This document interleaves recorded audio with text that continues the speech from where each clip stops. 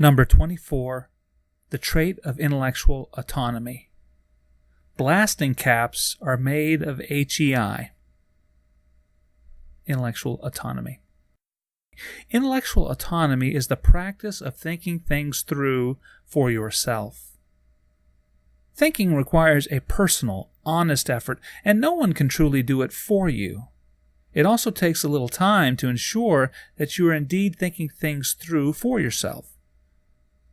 This is best done by asking yourself questions to ensure that you are thinking proactively. What does this really mean? What don't I understand? Can I restate this?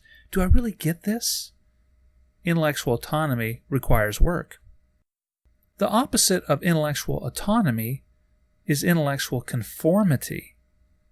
This means that you simply accept what you're told.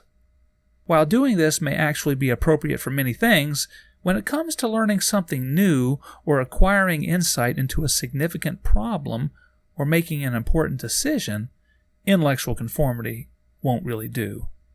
This kind of thinking requires that you think things through for yourself. Intellectual conformity is what manipulators want from you. They don't want you to question things for yourself. They don't want you to take the time to think things through deeply. They know that independent thinkers are harder to manipulate. They risk having you thwart their goals if they freely give you time to think.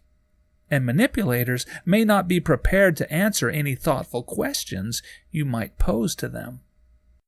This is why a car salesman may act as though you must make a decision immediately, or else you'll miss out on this great sale that they happen to be having now. Unfortunately, you just happen to be there the very last day of the sale. Or an expert may pressure you to decide now. They are, after all, the expert in this matter, so they know what they're talking about and know what you should do. It would take too long for you to think everything through for yourselves, so they say that you should just trust their judgment. In some cases, the expert may even act insulted that you would even dare question him. Don't fall for these kinds of ploys. Of course, not every situation requires deep thinking. Conforming to circumstances in familiar social settings, for example, or making relatively trivial or minor decisions, like what to have for lunch, may be perfectly appropriate. Conforming to the wishes of a doctor in an emergency is probably prudent, but when it becomes important that you do the intellectual work for yourself, you should exercise intellectual autonomy. It is absolutely necessary for the critical thinker. It helps him to achieve real knowledge and true insight.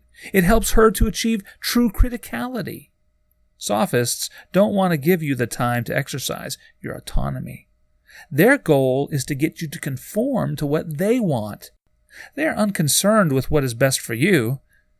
They only want what is best for themselves.